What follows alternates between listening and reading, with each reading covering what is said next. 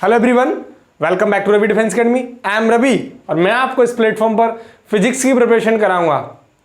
आज हम स्टार्ट करेंगे लिमिटेशन ऑफ कूलॉम्स लॉ और principal of superposition for multiple charges. So let get started. ठीक है, तो स्टार्ट करते हैं लिमिटेशन ऑफ कूलॉम्स लॉ। ठीक, तो लिमिटेशन ऑफ कूलॉम्स लॉ। अब देखो, कूलॉम्स लॉ के अंदर मैंने तुम्हें बताया था कि दो चार्जेस हैं, या वो अट्रैक्टिव नेचर के हों या रिपल्सिव नेचर के, तो उनके जो बीच में फोर्स लगता है, इलेक्ट्रोस्टैटिक फोर्स लगता है, वो क्या होता है? के Q1 Q2 upon R square. ठीक है, क्या होता है? F इक्वल्स टू के Q1 Q2 by R square. Right, अब दो चार्जेस के बीच में जब हम फोर्स निकालते हैं वो फोर्स एक्चुअल में बिल्कुल राइट आता है, यानी इसलिए लॉ यूनिवर्सल है। राइट, यूनिवर्सल ट्रूथ है, बट कुछ जगह ये लॉ वैलिड नहीं है। ठीक है, तो उसकी लिमिट्स हैं, यानी लिमिटेशंस हैं, तो वो हम देखेंगे वो उसकी लिमिट्स क्या क्या हैं। तो पहला point, for bodies of continuous charges. ठीक है, यहां पर लिमिट है। ठीक है, तो देखो, मतलब मेरे पास ऐसे करके यहां कोई चार्ज रखा हुआ है, ये चार्ज Q1 है। राइट, और इस पर है पॉजिटिव चार्ज। ठीक, और एक दूसरा चार्ज है वो है Q2, वो यहां रखा हुआ है, ये Q2 चार्ज है। ठीक, ये भी पॉजिटिव, ये चार्ज है Q2। अब इन दोनों के बीच की जो डिस्टेंस है सेंटर से, ठीक, यानी सेंटर से, तो सेंटर से सेंटर तक की जो डिस्टेंस है वो है R। तो यहां जो इलेक्ट्रोस्टैटिक फोर्स होगा वो क्या होगा? तो देखो, वो सिंपल होगा, F बराबर K Q1 Q2 by R square. ठीक, क्लियर है? अब देखो, ये दोनों चार्जेस सेम नेचर के हैं, तो ये क्या करेंगे? ये रिपल्सन करेंगे, यानी ये इधर की तरफ भागेगा, मूव करेगा, और ये किधर की तरफ मूव करेगा? इधर मूव करेगा। अब ऐसी कंडीशन में क्या होगा? अगर ये चार्जेस इधर मूव करेंगे, इधर की तरफ, और ये वाले इधर की तरफ मूव करेंगे, तो ये चार्जेस यूं जाएंगे, ये चार्जेस कुछ यूं जाएंगे, और ये चार्जेस यूं जाएंगे, और ये चार्जेस कुछ यूं जाएंगे। ऐसी कंडीशन में यहाँ क्या होगा? यहाँ ये होगा कि जो इसका ओरिजिनल सेंटर है, ये वाला, दैट मीन्स ये वाला जो ओरिजिनल सेंटर है, दैट मीन्स ये वाला जो ओरिजिनल सेंटर है, वो सेंटर चेंज हो जाएगा, क्योंकि ये जब अपनी पोजीशन से दूर भागेंगे, राइट, सिंपल सा है, इस पोजीशन से जब रिपल्सन होगा तो दूर भागेंगे, तो ऑब्वियस सी बात है इसका सेंटर चेंज होगा, और वो सेंटर कुछ यूं हो जाता है यहां। ठीक ठीक, और इसका सेंटर कुछ यहां यूं हो जाता है। राइट, तो अब वही सेम चीज, चार्ज Q1 Q2, ये Q2 है, और ये क्या है? सेम, ये Q2। अब ये हमारे पास क्या आ गया? ये आ गया न्यू सेंटर।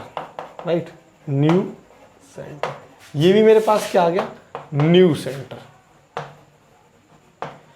अब ये वाला सेंटर जो ओल्ड सेंटर था, पुराना, इसके बीच की डिस्टेंस तो R थी। ठीक है, अब लेकिन नए सेंटर से जो डिस्टेंस होगी उसको मैं क्या बोलूंगा? उसको बोलूंगा मैं R इफेक्टिव। तो यहां जो इलेक्ट्रोस्टैटिक फोर्स होगा वो क्या होगा? वो होगा K Q1 Q2 upon R effective का स्क्वायर। और देखो, R इफेक्टिव कैलकुलेट करना इट इज नॉट इजी।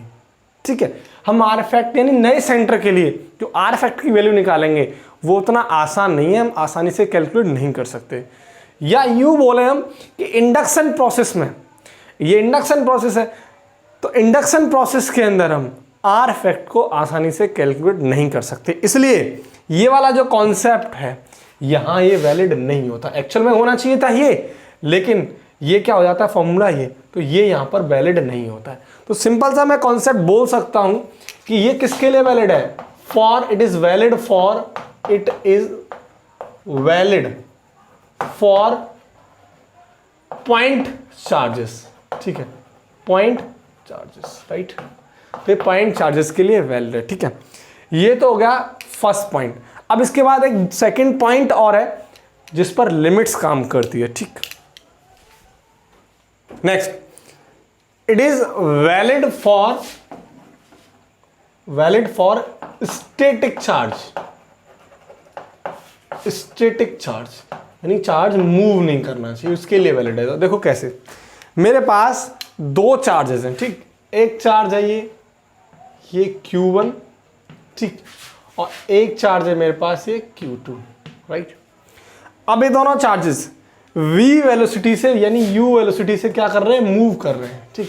ये भी क्या कर रहा है, u वेलोसिटी से मूव कर रहा है, और ये भी क्या कर रहा है, मूव कर रहा है u वेलोसिटी से, ठीक। ये क्या है, वेलोसिटी, ठीक। ये भी क्या है, वेलोसिटी। अब देखो, अब ये चार्ज क्या कर रहे हैं, मूव कर रहे हैं। तो देखो एक कॉन्सेप्ट होता है, जो चार्ज मूव करता है तो मूविंग चार्ज करंट के इक्वल होता है, यानी मूविंग चार्ज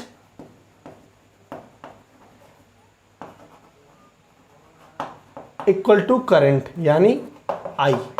तो जो मूविंग चार्ज होता है वो करंट के इक्वल होता है, ठीक। अगर ये चार्ज मूव कर रहा है, राइट, ये चार्ज क्या कर रहा है, u वेलोसिटी से मूव कर रहा है, ठीक, मूव कर रहा है, ठीक, ये भी मूव कर रहा है।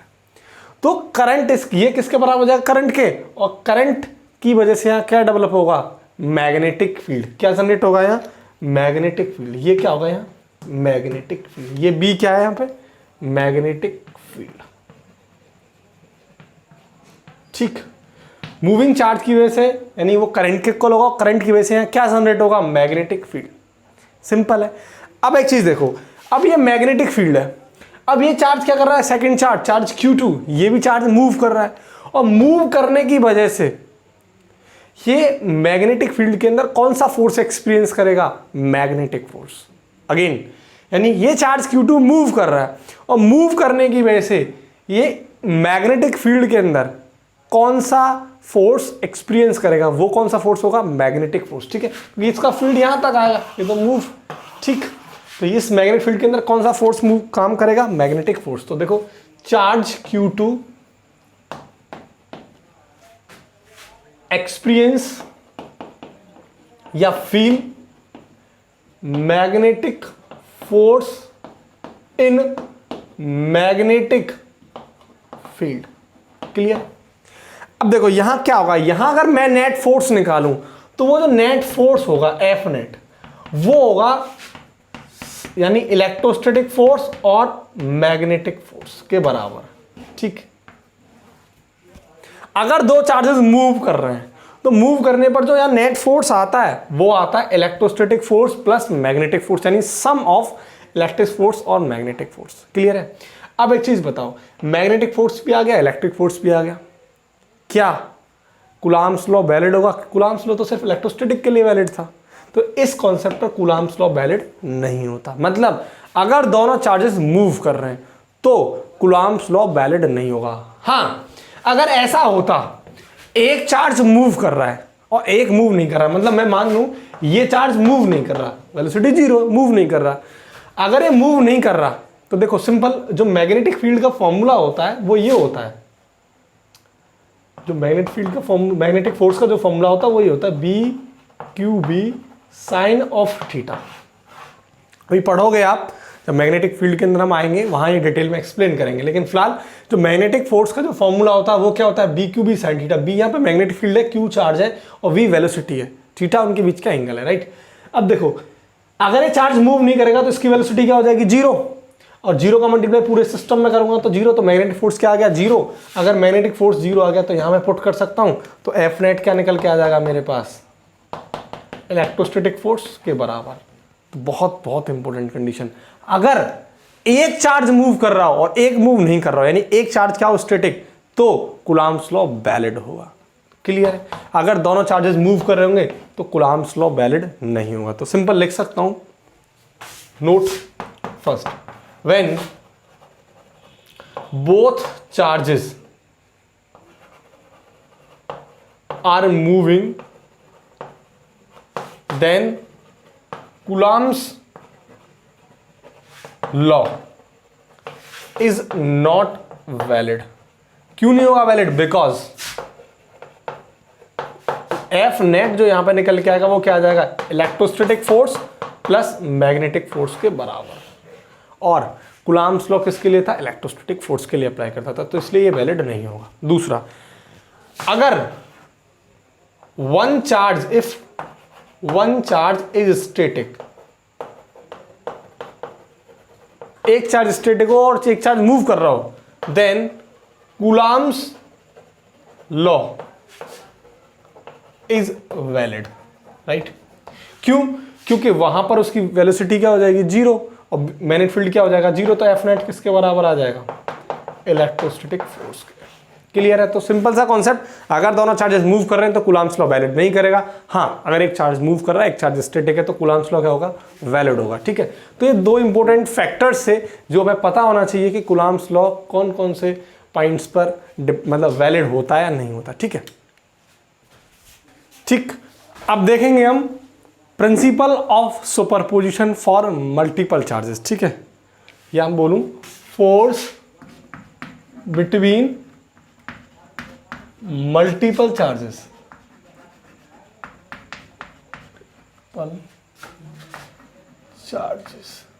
ठीक है, नहीं, प्रिंसिपल ऑफ सुपरपोजिशन।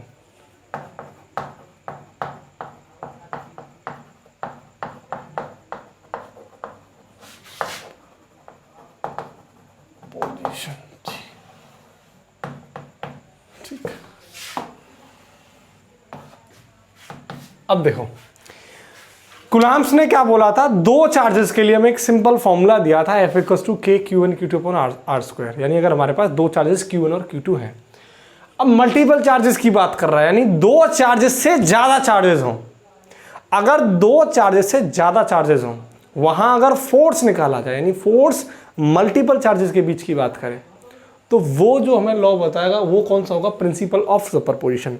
कूलम्ब्स ने दो से ज्यादा चार्जेस के लिए इस लॉ के अकॉर्डिंग हमें फोर्स को एक्सप्लेन किया था। ठीक, तो देखो, ठीक है, मेरे पास एक चार्ज रखा है Q0, राइट, यहां, ठीक, और इसके आसपास मान लेता हूं कोई चार्ज रखा है यहां रखा है Q1, ठीक, एक चार्ज रखा है इसके आसपास यहां Q2, एक चार्ज रखा है इसके आसपास Q3, ठीक, एक चार्ज रखा है इसके पास Q4। इस तरीके से n चार्जेस रखे, यानी Qn मान लेता हूं।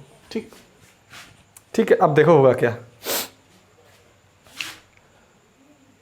ये चार्जेस लैग चार्जेस हैं, राइट, यानी पॉजिटिव पॉजिटिव मान लेता हूं। ठीक है, अब ये वाला चार्ज इस पर फोर्स किधर लगाएगा? इधर की तरफ, यानी अगर मान के चलो इनके बीच की डिस्टेंस r हो, तो ये वाला फोर्स किधर लगाएगा? इधर की तरफ ही तो लगाएगा, इस पर। सिंपल सा कॉन्सेप्ट है। ठीक है, तो यानी force on Q0 due to 1, ये वाला अगर इसके बीच, ये वाला फोर्स इधर किस पर लगाएगा? इधर की तरफ लगाएगा, इधर की तरफ, तो मैं इस पर क्या बोलूंगा? Force on Q0 due to second. अब सेम ये वाला इस पर फोर्स किधर लगाएगा? इधर, तो यानी मैं से क्या बोलूंगा? A force on Q0 due to Q3। ठीक, सेम ये वाला इस पर फोर्स किधर लगाएगा? अगर ये लैग चार्जेस हैं तो इधर लगाएगा, तो force on Q0 due to 4। Same concept, ये वाला इस पर फोर्स किधर लगाएगा? इधर, तो यानी n चार्जेस हैं तो force on Q0 due to n charges. Simple सी बात। तो उन्होंने एक चीज बोली, अब इस Q0 पर जो नेट फोर्स होगा इन सारे मल्टीपल चार्जेस की वजह से, वो क्या होगा? वो इन सभी फोर्सेस का वेक्टर सम होगा, यानी इन सभी का वेक्टर सम। वेक्टर सम क्यों बोल रहा हूं? क्योंकि फोर्स कैसी क्वांटिटी है? Vector quantity. तो देखो सिंपल, फोर्स ऑन Q0, तो इस पर क्या आ जाएगा? F net. इस पर Q0 पर जो फोर्स आएगा, नेट फोर्स, वो क्या होगा? वो होगा सम ऑफ, वेक्टर सम ऑफ, यानी F plus F Q02 plus F3 इस तरीके से कहाँ तक पहुँच जाएगा, Fn तक, राइट। ये होगा यानी vector sum of all the forces. तो मैं सिंपल लिख सकता हूँ the vector sum of, according to principle of superposition, the vector sum of all the forces right on that charges due to other charges, on that charges due to other charges, right। तो दूसरे charge की वजह से उन charge पर उनका क्या होगा, वेक्टर सम, ठीक। ये होगा तुम्हारा प्रिंसिपल ऑफ सुपरपोजिशन। क्लियर है। अब देखो principal of superposition, board examination की मैं बात करूं, ठीक है, या मैं बात करूं जेई की, जेई के पॉइंट ऑफ व्यू से, या मैं बात करूं नीट के पॉइंट ऑफ व्यू से, इस पर नंबर ऑफ क्वेश्चन बहुत हैं, अलग अलग टाइप के इस पर क्वेश्चन बनते हैं। मैं सारे टाइप यहां पर कवर करूंगा, यानी अब जो मैं आपको एक्सप्लेन करूंगा वो प्रिंसिपल ऑफ सुपरपोजिशन पर इसके न्यूमेरिकल यानी इसके क्वेश्चंस को डिस्कस करूंगा, ठीक है, चाहे वो बोर्ड से रिलेटेड हो या वो जेई से रिलेटेड हो या नीट से रिलेटेड हो, ठीक है। फिलहाल स्टार्टिंग में मैं बोर्ड से, वैसे वैसे जैसे बढ़ता जाएगा लेवल क्वेश्चन का तो वो जेई और नीट तक पहुंच जाएगा, ठीक। आप तब तक इसको अच्छे से नोट करो, मैं एक्सप्लेन करता हूँ प्रिंसिपल ऑफ सुपरपोजिशन के कुछ क्वेश्चन को, ठीक ठीक है। तो देखते हैं क्वेश्चंस को जो प्रिंसिपल ऑफ सुपरपोजिशन पर बेस्ड हैं, ठीक। यहाँ कई टाइप को हम लोग डिस्कस करते हैं। अब वो है फर्स्ट, पहला होता है पॉलीगन टाइप। पॉलीगन में तुम्हारा ट्रायंगल आ जाता है, रेक्टेंगल, स्क्वायर, रोमबस, ये सारा पॉलीगन के अंदर कंसीडर किया जाता है, ठीक है। तो मैं ट्रायंगल से स्टार्ट करता हूँ। देखो मेरे पास ऐसे करके एक इक्विलेटरल ट्रायंगल है, राइट, एक इक्विलेटरल ट्रायंगल है ये, ठीक। इसके पॉइंट हैं ये P, ये Q और ये क्या है R, ठीक। अब देखो एन इक्विलेटरल ट्रायंगल,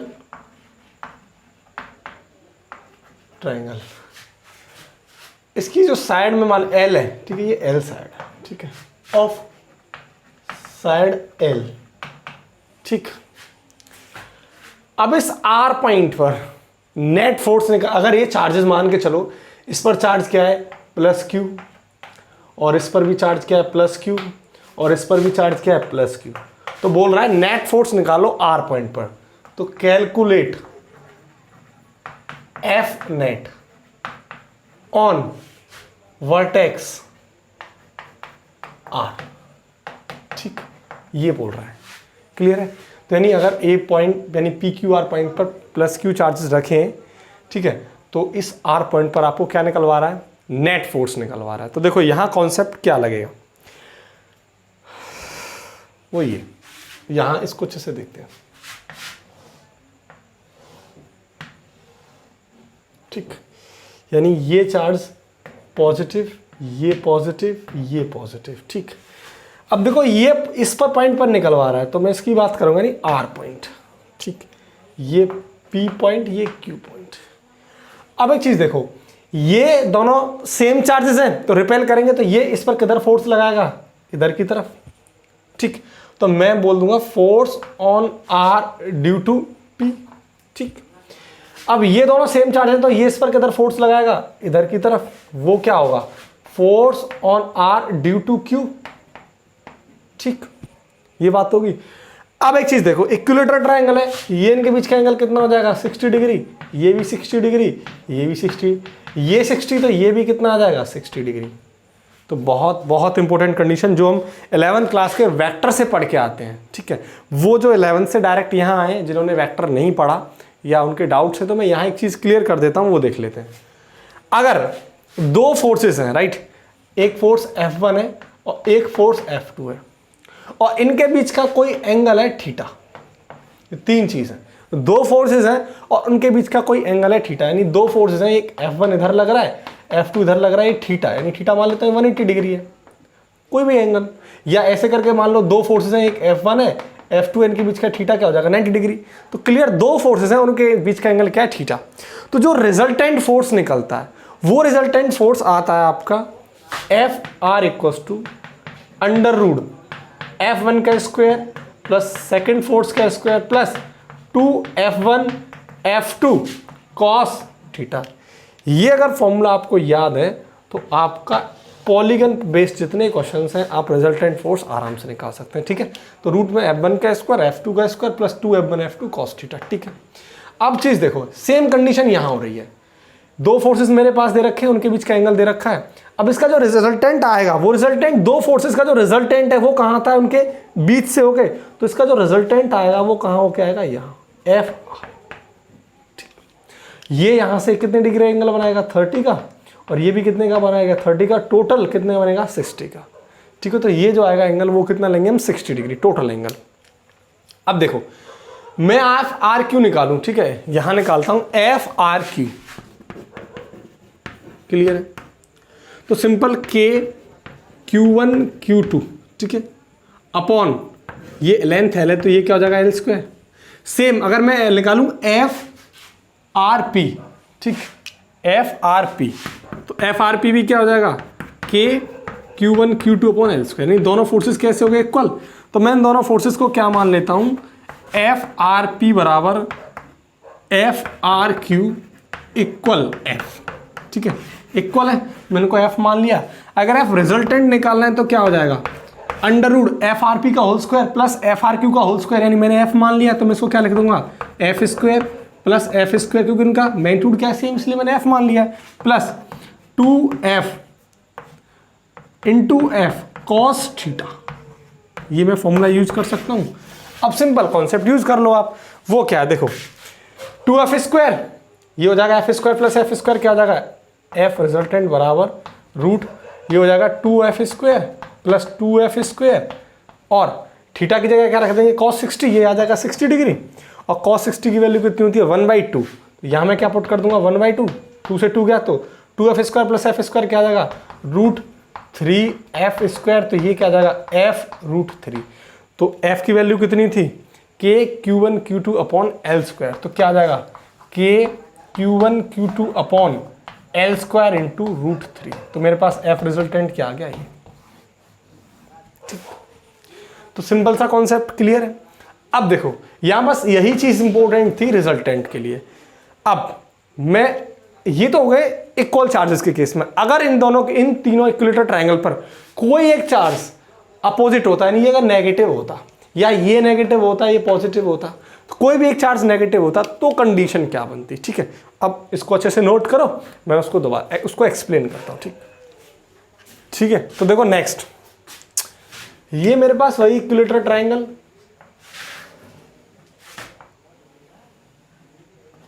ठीक, ये मैं मान लेता हूं वही पी क्यू आर। ठीक, अब ये मान लेता हूं मैं नेगेटिव क्यू है, ये पॉजिटिव क्यू है, और ये भी पॉजिटिव क्यू है। ठीक, वही अगर मैं मान लेता हूं P पॉइंट पर या R पॉइंट पर, या मान लेते हैं P पॉइंट पर। ठीक है, तो P पॉइंट पर F नेट निकलवा रहा है। ठीक है, तो इक्विलेटरल ट्रायंगल है, इसकी लेंथ मान लेते हैं मैं दे रखी है, तो F नेट कहां निकलवा रहा है, तो calculate F net on P। ठीक, तो देखो वो ये, अब ये दोनों कैसे हो गए अपोजिट नेचर के, तो यहां वही कंडीशन देखो, ये नेगेटिव, ये पॉजिटिव, और ये पॉजिटिव। अब ये क्या करेगा, इसको अपनी तरफ क्या करेगा, अट्रैक्ट करेगा। सेम ये नेगेटिव पॉजिटिव, तो ये भी क्या करेगा, इसको अपनी तरफ अट्रैक्ट करेगा। क्लियर, तो ये अट्रैक्ट करेगा, इसका नाम क्या था, P, ये था Q, ये था R। अब इसको मैं क्या बोल सकता हूं, फोर्स, ठीक है, on P due to Q, और इस पर क्या बोल सकता हूं, force on P due to R। अब इन दोनों फोर्सेस का जो रिजल्टेंट होगा वो कहाँ आएगा, बीच में हो गया आएगा, ये एफ आर हो जाएगा। ठीक है, ये रिजल्टेंट होगा इनका, और इनके बीच का जो एंगल होगा थीटा, वो क्या होगा, 60 डिग्री। ठीक, सेम कंडीशन आ गई कि अगर थीटा और दो फोर्सेस की बात कर रहा होता है, एफ रिजल्टेंट निकालना हो तो क्या होगा, वही एफ रिजल्टेंट इक्वल्स टू दोनों फोर्सेस का स्क्वायर, F1 का स्क्वायर प्लस F2 का square plus 2F1 F2 cos theta.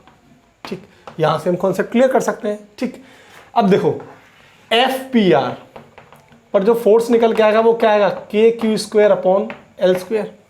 Same condition P Q पे भी आएगी और इनको क्या मान लेता हूँ मैं एफ के बराबर।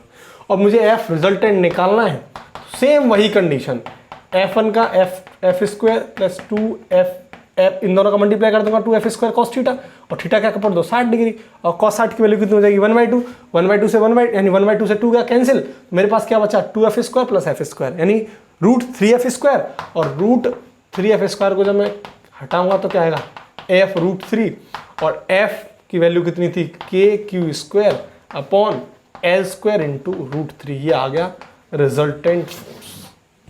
सेम चीज, यानी चार्जेस अपोजिट नेचर के हों या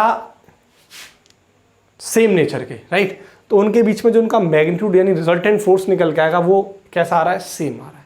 तो एक तो ये हो गया केस।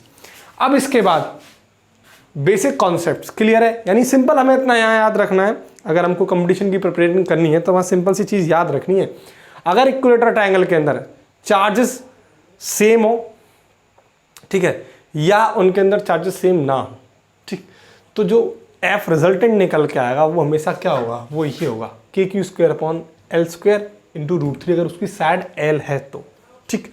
अब इसके बाद मैं इस पर एक क्वेश्चन देखता हूँ, ठीक, देखो नेक्स्ट क्वेश्चन,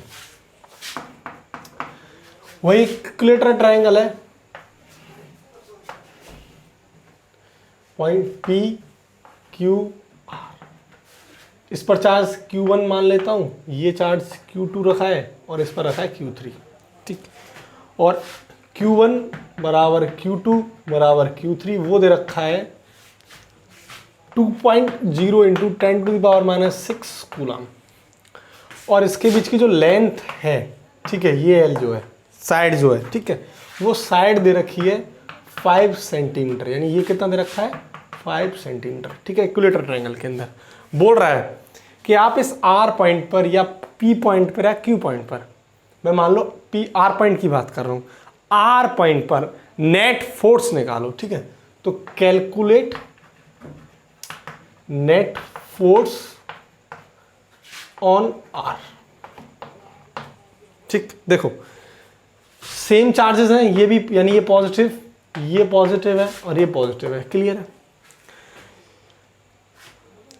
ये किधर फोर्स लगाएगा, रिपल्सन करेगा तो ये इस पर इधर की तरफ लगाएगा, तो यानी F on R due to P, और ये इस पर किधर लगाएगा, इधर F on R due to Q, और इनके बीच का एंगल ये अगर 60 डिग्री है तो ये भी कितना होगा 60, तो इसका जो F रिजल्टेंट होगा वो किधर से बीच में होकर जाएगा, वो FR हो जाएगा, ठीक। अब मुझे FR निकालना है, तो FR निकालने के लिए मुझे इसकी वैल्यू कैलकुलेट करनी है और इसकी वैल्यू कैलकुलेट करनी है, ठीक है। अब ऑब्वियस सी बात है, मैंने तुम्हें बताया था अगर चार्जेस सेम है तो हमें चार्जेस क्या दे रखे हैं सेम, और उसकी डिस्टेंस दे रखी है 5 सेंटीमीटर, तो दोनों केसेस के लिए इनका मैग्नीट्यूड सेम आएगा, ये तो क्लियर है, ठीक है। तो देखो FRQ ये निकालना है हमें, तो क्या था के Q square upon L square, यानी Q1 Q2 upon L square, के Q1 Q2 की वैल्यू कितनी है 2.0 इंटू 10⁻⁻6 सेम है तो मैं इसका होल स्क्वायर कर सकता हूँ, और L कितना है 5 सेंटीमीटर, तो मीटर में कन्वर्ट करूंगा तो कितना हो जाएगा 10⁻⁻2 का होल स्क्वायर। सेम कंडीशन अगर मैं FRP पर निकालूं तो के Q1 Q2, तो अगेन वो Q1 Q2 पर क्या आ जाएगा L स्क्वायर, अब के Q1 Q2 कितना आ जाएगा, वही अगेन 2.0 10⁻⁻6 का होल स्क्वायर अपॉन 5 इंटू 10⁻⁻2 का whole square, right. Same condition, यानी दोनों फोर्सेस क्या है इक्वल, अगर दोनों फोर्सेस इक्वल हैं तो मैं इनको F मान लेता हूं, यानी FRP equal F what RQ equal F, ये मान लिया मैंने F, और थीटा इनके बीच कितना है 60 डिग्री, तो मैं आराम से F रिजल्टेंट फाइंड आउट कर सकता हूँ, F square plus F square plus 2F into F cos theta. मुझे अगर F की वैल्यू यहाँ से कैलकुलेट हो जाए तो मैं आराम से इस क्वेश्चन को सॉल्व कर सकता हूँ, ठीक है। तो आसानी से इसको सिर्फ कैलकुलेशन है, आराम से हम कर सकते हैं, ठीक है। अब मैं इसके नेक्स्ट पार्ट को डिस्कस करता हूँ, नेक्स्ट क्वेश्चन को, वो देखिए मेरे पास एक स्क्वायर है, ठीक है, देखो ये मेरे पास एक स्क्वायर है, राइट, ठीक, ये है A पॉइंट, ये है B पॉइंट, ये है C पॉइंट और ये है D पॉइंट, ठीक। अब स्क्वायर है तो ये मैं इसकी साइड मान लेता हूँ L, तो सारी साइड कितनी हो जाएंगी L, ठीक। इस पॉइंट पर जो चार्ज रखा है वो रखा है +Q, इस पर भी प्लस क्यू, और इस पर भी प्लस क्यू, और इस पर भी माइनस क्यू, इस पर माइनस क्यू रखा है, ठीक है। अब क्वेश्चन बोल रहा है कि इस बी पॉइंट पर एफ नेट निकालो, यानी टोटल फोर्स निकालो बी पॉइंट पर। तो calculate F net on vertex B, ठीक है, हमको ये कैलकुलेट करना है। तो देखो सिंपल सी चीज, ये पॉजिटिव ये नेगेटिव, ये क्या कर रहा होगा, इसको अपनी तरफ अट्रैक्ट कर रहा होगा। मान लेता हूं मैं ये वाला जो फोर्स है B ड्यू टू C, और ये भी इसको क्या कर रहा होगा, अपनी तरफ अट्रैक्ट कर रहा होगा, पॉजिटिव नेगेटिव है, तो force on B due to A, simple सी बात। अब ये पॉजिटिव ये नेगेटिव, तो ये जो डायगोनल मैं ड्रॉ कर सकता हूं, ठीक। इसके अलोंग ये पॉजिटिव ये नेगेटिव, तो ये वाला भी इसको क्या कर रहा होगा, अपनी तरफ अट्रैक्ट, और अट्रैक्ट कर रहा होगा, तो इस पर कौन सा फोर्स काम करेगा, force B due to D। बोलो क्लियर है। अब एक चीज देखो, ये इसका फोर्स, अब द कॉन्सेप्ट, यानी ये वाला फोर्स, दो फोर्सेस, अब इनका रिजल्टेंट वो क्या होगा, ये इस डायरेक्शन में होगा, इसका भी रिजल्टेंट। वो रिजल्टेंट मैंने बताया था, अगर दो फोर्सेस हैं और उनके बीच में कोई एंगल थीटा है, तो उसका हम रिजल्टेंट निकालेंगे हमेशा, ठीक है। और वो रिजल्टेंट का फॉर्मूला आपको पता है, रूट F1 का स्क्वायर प्लस F2 का square plus 2F1 F2 cos of theta, ठीक। अब यानी ये मेरे पास FBC और FBA तो आ गया, इसका रिजल्टेंट निकाल लेंगे। अब मेरे पास बचा क्या, FBD। अब FBD कैसे कैलकुलेट करेंगे, तो ये अगर साइड L है, ये साइड L है, तो डायगोनल के लिए ये साइड क्या होगी, ठीक। तो देखो, तो इसका जो डायगोनल होगा वो क्या होगा, यानी ये डायगोनल ऑफ स्क्वायर, वो क्या होगा, साइड रूट 2 यानी L रूट 2, ठीक। तो जो मेरे पास BD आ गया वो क्या आ गया, वो डायगोनल है, वो आ गया मेरे पास L रूट 2, क्लियर है। तो पहले हम निकाल देते हैं वही FBD। तो देखो वो क्या आ जाएगा, KQ स्क्वायर अपॉन ये वाली पूरी साइड, ये वाली, ये कितनी आ गई, L रूट 2, तो ये क्या आ जाएगा, L रूट 2 का स्क्वायर, तो ये क्या आ जाएगा, KQ square upon 2L square, clear है। अब ये वाला फोर्स FBC और FBA, अब मैंने बताया था ये चार्जेस, इन पर फोर्स इक्वल आएगा, देख लेते हैं, F इनका मैग्नीट्यूड इक्वल आएगा, तो FBC बराबर क्या आ जाएगा, KQ स्क्वायर अपॉन ये क्या आ जाएगा L स्क्वायर, और same KQ square upon L square, तो ये किसके बराबर हो जाएगा, FBA के।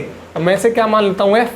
अगर मैं इसका रिजल्टेंट FR इस डायरेक्शन में निकाल दूँ, तो F रिजल्टेंट क्या हो जाएगा, under root F square plus F square plus 2F cos of theta, F1 into 2F1 into F cos theta, ठीक।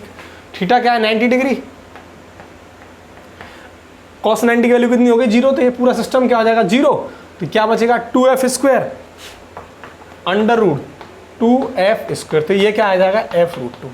आज से एक चीज़ और क्लियर हो गई, अगर दो फोर्सेस दे रखे हैं कोई F1 और F2, उनके बीच का एंगल थीटा 90 डिग्री है, तो जो रिजल्टेंट आएगा वो हमेशा क्या आएगा, याद रखना, F1 का स्क्वायर प्लस F2 का स्क्वायर, क्योंकि cos 90 की वैल्यू कितनी हो जाएगी, 0।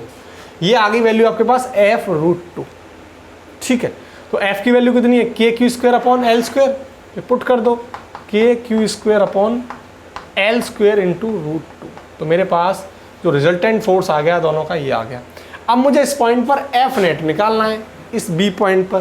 तो देखो फोर्स, यहाँ फोर्स ऑन B वो हो जाएगा रिजल्टेंट फोर्स, या ऐसे बोल दूं मैं FBC plus FBA plus FBD, यानी इस पॉइंट पर जो नेट फोर्स आएगा इसकी वजह से, इस वाले फोर्स की वजह से, इस वाले फोर्स की वजह से और इस वाले फोर्स की वजह से, इसका क्या आ जाएगा, सम। तो इन दोनों का जो सम आया था वो क्या, इन दोनों का जो रिजल्टेंट FR, मैं ऐसे बोल दूं, ऐसे समझ लो, FBC FBA प्लस FBD, ठीक। ये इन दोनों का रिजल्टेंट निकल के आ गया था वो FR प्लस FBD, तो इनका रिजल्टेंट क्या निकल के आया था, F रूट 2, यानी के Q square into √2/L² plus FBD कितना होगा, के क्यू स्क्वायर अपॉन देखो 2L², राइट। अब यहां से मैं क्या कॉमन ले सकता हूं, के क्यू स्क्वायर अपॉन L², तो देखो ये आ जाएगा के Q square upon L² common ले लो, बचा कितना √2 + 1/2, ठीक है। तो ये इस पॉइंट पर नेट फोर्स आ गया, ठीक है। बोर्ड के अकॉर्डिंग ये बहुत बहुत इंपॉर्टेंट क्वेश्चन है। इस टाइप के क्वेश्चन अभी तो ये स्टार्टिंग है, मेरा फर्स्ट क्वेश्चन है, अभी बहुत टाइप के क्वेश्चन इस पर बनते हैं। तो एनसीईआरटी के अंदर भी इस पर एक क्वेश्चन दे रखा है, आई थिंक क्वेश्चन नंबर 4 और 5। तो इस पर बेस्ड क्वेश्चन बहुत इंपॉर्टेंट है इलेक्ट्रिक चार्ज इलेक्ट्रिक फील्ड के, ठीक है। तो वो क्वेश्चन आप ज़्यादा से ज़्यादा क्वेश्चन प्रैक्टिस में लगाना, ठीक। इसके बाद मैं नेक्स्ट क्वेश्चन को डिस्कस करता हूँ। नेक्स्ट, ठीक, देखो मेरे पास एक स्क्वायर है,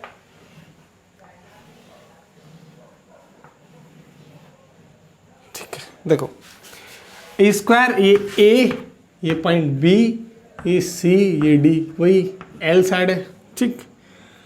अब क्वेश्चन बोल रहा है कि दो अपोजिट कॉर्नर पर चार्ज क्यू रखा है, यानी मान लो इन दोनों चार्जेस पर, इन दोनों पॉइंट पर चार्ज रखा है कैपिटल क्यू, ये अपोजिट कॉर्नर्स, और इन दोनों अपोजिट कॉर्नर्स पर चार्ज रखा है स्मॉल क्यू, और ये सेम चार्जेस हैं, ठीक। ये वाले भी सेम चार्जेस हैं, यानी प्लस प्लस या माइनस माइनस, और ये वाले भी सेम चार्जेस हैं, ठीक। अब बोल रहा है जो नेट फोर्स है इस क्यू पर या इस क्यू पर, स्मॉल क्यू पर, वो नेट फोर्स यानी नेट फोर्स जो है इस क्यू पर 0 है, ठीक है। तो बोल रहा है क्यू, कैपिटल क्यू और स्मॉल क्यू में क्या मतलब क्या रिलेशन होगा, क्या रिलेशन निकल के आएगा, ठीक है। तो देखो क्वेश्चन बोल रहा है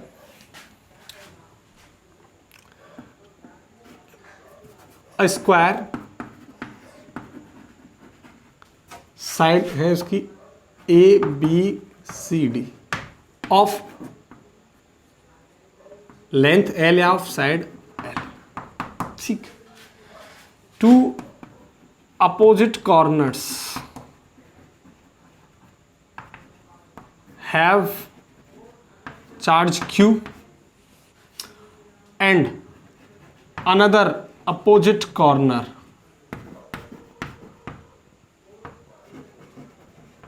have same charge small q, ठीक है। now F net on charge small q is 0, ठीक है। तो how capital Q and small q is related, ठीक है। उनके बीच में क्या रिलेशन आएगा, ये हमसे क्वेश्चन बोल रहा है, ठीक है। देखो इस पॉइंट की बात कर रहा है, ये सेम चार्ज यानी ये पॉजिटिव है, ये भी पॉजिटिव है, और ये पॉजिटिव है, यानी ये दोनों पॉजिटिव है, ये दोनों भी पॉजिटिव है, यानी कुल मिला के सेम चार्ज है, ये पॉजिटिव तो ये पॉजिटिव।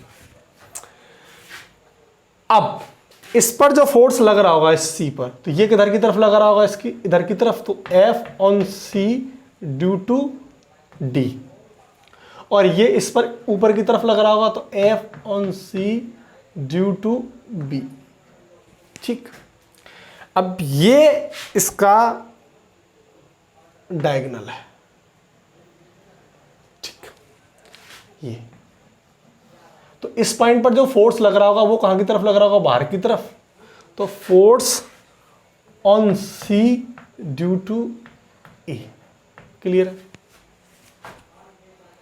मैं इसको बोल देता हूं F1 फोर्स, इसको बोल देता हूं मैं FCV को F2 फोर्स, और इसको मैं बोल रहा हूं F3 फोर्स, ठीक। तो देखो अब मुझे F1 निकालना है, ठीक है, ये वाला FCD वाला F1, तो मैं F1 कैलकुलेट कर लेता हूं। वो क्या आ जाएगा, K इस पॉइंट पर capital Q small q upon L²। अगर मैं F2 कैलकुलेट करता हूं तो वो क्या आ जाएगा, K स्मॉल q और capital Q upon side L, L square. तो ये दोनों का वैल्यू यानी मैग्नीट्यूड क्या गया सेम, मैं उनको क्या मान लेता हूँ कि एफ मान लेता हूँ, और इन दोनों का रिजल्टेंट वो किस डायरेक्शन में होगा, इधर ये एफ आर आ जाएगा। तो सिंपल सी बात वही, इन दोनों का मैं रिजल्टेंट निकाल सकता हूँ। तो देखो इनका जो रिजल्टेंट हो जाएगा वो क्या हो जाएगा, अगर ये एफ है तो F square plus 2f square F into F और कॉस थीटा, तो थीटा 90 हो जाएगा। तो मैं डायरेक्ट पुट कर दूंगा, यानी मैंने बताया था अगर थीटा दो फोर्सेस के बीच का 90 हो तो डायरेक्ट आप फॉर्मूला याद रखेंगे f1 का स्क्वायर प्लस f2 का स्क्वायर। तो f1 f2 मैंने ff मान लिया, तो ये क्या हो जाएगा अंडर रूट 2f स्क्वायर, तो ये क्या आ जाएगा f√2। तो रिजल्टेंट फोर्स मेरे पास क्या आ गया निकल के, ये आ गया। ठीक, अब F3 फोर्स निकालना है मुझे, क्या F3, देखो अब मुझे F3 कैलकुलेट करना है। अब F3 के लिए मुझे ये डायगोनल निकालना होगा, और डायगोनल स्क्वायर के लिए मैंने भी क्या बताया था, साइड इंटू √2 यानी L√2 आ जाएगा निकल के। तो ये पूरा क्या आ जाएगा, ये K small Q small Q और स्मॉल क्यू यानी Q स्क्वायर अपॉन L√2 का होल स्क्वायर। ठीक, तो ये आ जाएगा आपका Q square upon 2L of square. तो ये आ गया मेरे पास F3। अब इस पर नेट फोर्स निकाल, यानी नेट फोर्स क्या दे रखा है 0, तो F नेट इस पर क्या दे रखा है क्वेश्चन के अंदर 0, और बोल रहा है Q और Q के बीच में रिलेशन बताओ। तो देखो F नेट बराबर वो क्या हो जाएगा, sum of first force 2 and F3, ये हो जाएगा पूरा सिस्टम 0, ये आ गया 0 बराबर F1 F2 रिजल्टेंट फोर्स था, ये Fr था, और वो उसकी वैल्यू कितनी थी F√2 प्लस ये आ गया F3। अब ये दोनों कैसे हो जाएंगे अपोजिट, यानी ये आ जाएगा F√2 बराबर माइनस F3। क्लियर है। अब देखो F√2 निकाल देता हूं मैं, तो F की वैल्यू कितनी आ जाएगी, यानी F आ जाएगा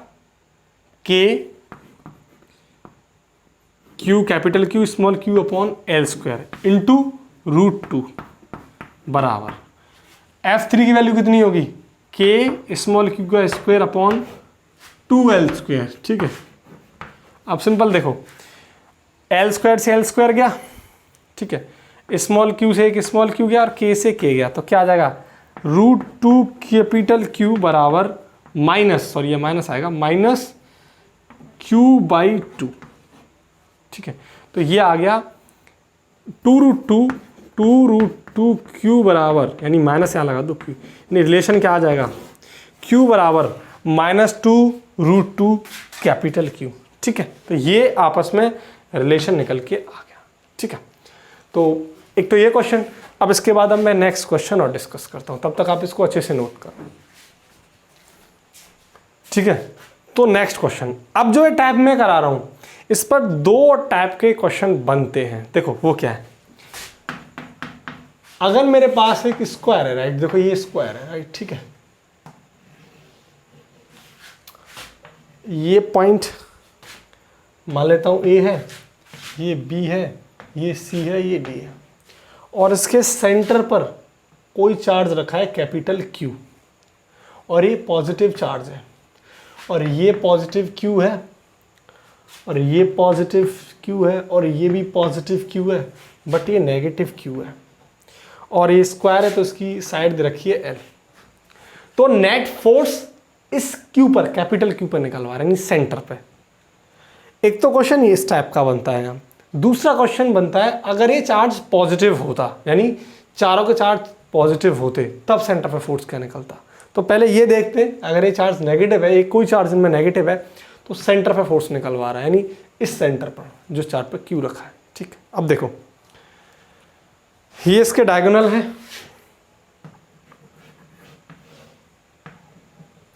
ये इसके डायगोनल है, राइट।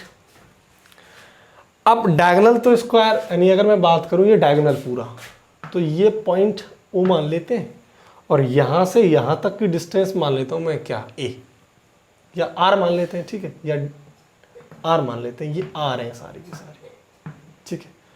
ठीक, अब देखो डायगोनल क्या होता है स्क्वायर का, साइड रूट 2 यानी L रूट 2, लेकिन ये आर क्या निकल के आएगा, अब हाफ हो जाएगी, तो ये क्या आ जाएगा, ये आ जाएगा R equals to L root 2 by 2, तो ये आ जाएगा L बाई रूट 2। तो आर क्या निकल के आ गई मेरे पास, एक तो ये वाली ये डिस्टेंस ये आ गई L बाई रूट 2, ठीक।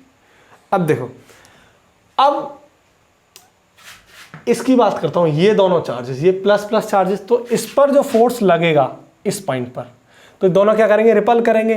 तो ये वाला चार्ज इस पर किधर फोर्स लगाएगा, इधर लगाएगा, सी किधर लगाएगा, इधर की तरफ, ठीक है। इसको इधर की तरफ फेंकेगा, इधर की तरफ, तो यानी सी इस पर किधर फोर्स लगाएगा, इधर, और इस पर ए किधर फोर्स लगाएगा, इधर की तरफ, दूर भगाएगा इसको, तो यानी इधर कौन लगाएगा, ए फोर्स लगाएगा। Same condition. अब इस पर सेम देखो, अब ये पॉजिटिव ये नेगेटिव, ठीक है। अब होगा क्या, ये वाला चार्ज, ये प्लस चार्ज, ये प्लस क्यू चार्ज, तो इसको ये क्या करेगा, दूर भेजेगा, यानी इसको ये क्या करेगा, इधर की तरफ फोर्स लगाएगा, ठीक है। तो ये कौन है, एफ डी,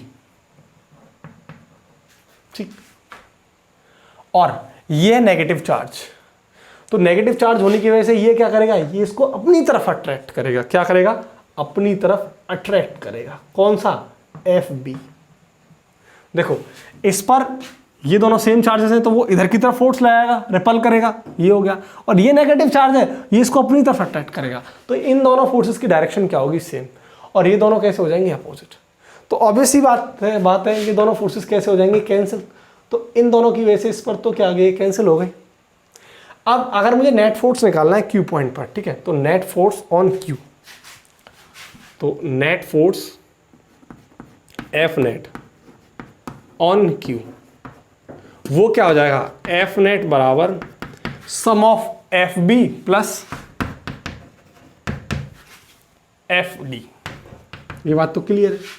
और एफ बी अब क्या हो जाएगा, एफ बी निकाल दो, के एफ बी क्या है ये, तो Q Q K capital Q small Q upon R square, ये वाली डिस्टेंस, तो आर स्क्वायर कितना हो जाएगा, एल बाई रूट 2 का स्क्वायर,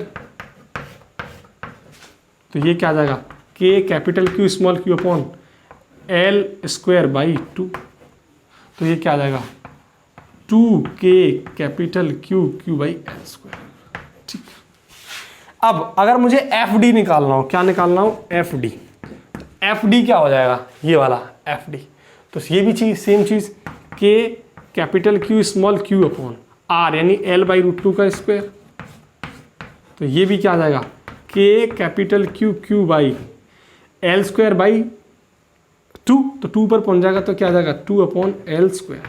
तो दोनों क्या आ गए, सेम। तो मैं मान लेता हूं इनको एफ मान लेता हूं, इसको भी और इसको भी एफ मान लेता हूं, ठीक है। तो एफ नेट क्या निकल के आ जाएगा, एफ नेट निकल के आ जाएगा, उसको एफ मान लिया, मैंने इसको एफ मान लिया, तो क्या आ गया, 2f, और f कितना दे रखा है, 2 इंटू के small Q capital Q into 2, तो ये 2 क्या हो जाएगा, 4 अपॉन एल स्क्वायर। तो मेरा एफ नेट क्या आ गया इस पर, वो आ गया 4k capital Q small Q upon L square, ठीक है। अब देखो इसके बाद मैं एक नेक्स्ट क्वेश्चन डिस्कस करता हूं, ठीक है, इसको तब तक आप इसको अच्छे से नोट करो, ठीक। नेक्स्ट क्वेश्चन, अब देखो मेरे पास एक स्क्वायर है, ठीक, ये ए पॉइंट, ये बी पॉइंट, ये सी पॉइंट, ये डी पॉइंट। इस बार क्या करना है हमें, सिमेट्रिकल चार्ज डिस्ट्रीब्यूट हो रहा है, यानी चारों पर जो चार्जेस है वो कैसा है, सेम, ये प्लस क्यू, ये भी प्लस क्यू, ये भी प्लस क्यू, ये भी प्लस क्यू। ऐसी कंडीशन को बोलते हैं सिमेट्रिकल डिस्ट्रीब्यूशन, ठीक है, अगर सेम चार्ज डिस्ट्रीब्यूट हो और इसके सेंटर पर जो चार्ज डिस्ट्रीब्यूट हो रहा है वो हो रहा है प्लस क्यू। तो बोल रहा है अब इस एफ पर, यानी एफ नेट निकालना है इस क्यू पॉइंट पर। तो पहली बात, अगर चार्ज सिमेट्रिकल डिस्ट्रीब्यूट हो रहा हो और सेंटर ऑफ फोर्स निकालने को बोल रहा हो, तो एफ नेट हमेशा क्या होगा, वो होगा 0। क्या होगा, ये बात क्लियर है। इस कॉन्सेप्ट पर एक एनसीईआरटी का क्वेश्चन भी है, सेम एनसीईआरटी का क्वेश्चन बिल्कुल। देखो इसको चेक कर लेते हैं। ये फोर्सेस ये क्या करेगा, ये वाला इसको इधर की तरफ रिपल करेगा, यानी इस पर FC काम करेगा। ये वाला इसको इधर की तरफ रिपल करेगा, और ये वाला इसको इधर की तरफ रिपल करेगा D, और ये वाला इसको इधर की तरफ रिपल करेगा F। ठीक, और चारों फोर्सेस कैसे हो जाएंगे सेंटर पर, कैंसिल, तो F नेट क्या आ जाएगा 0। तो सिंपल सा कॉन्सेप्ट, अगर सिमेट्रिकल की कंडीशन हो तो वहाँ भी चार्ज डिस्ट्रीब्यूट, यानी जो वहाँ भी नेट चार्ज क्या होगा 0, चाहे वो ट्रायंगल का केस हो, चाहे वो स्क्वायर का केस हो, कोई भी केस हो, पेंटागन हो, हेक्सागन हो, कुछ भी हो, अगर सिमेट्रिकल चार्ज डिस्ट्रीब्यूशन है और सेंटर पर चार्ज निकलवा रहा है तो वो हमेशा क्या होगा, नेट फोर्स उसका 0 होगा in case of symmetrical distribution of charge. ठीक है, तो ये लगभग सारे टाइप मैंने तुम्हें करा दिए हैं, ट्रायंगल पर बेस्ड हो या इस पर बेस्ड हो। ठीक है, अब नंबर ऑफ क्वेश्चंस आप प्रैक्टिस करना। ठीक है, अब अभी मेरा जो कॉन्सेप्ट रह गया है जेई के पॉइंट ऑफ व्यू से और नीट के पॉइंट ऑफ व्यू से, वो रह गया अभी एसएसएम पर। मैंने अभी कूलॉम्स लॉ पर क्वेश्चन नहीं कराया है।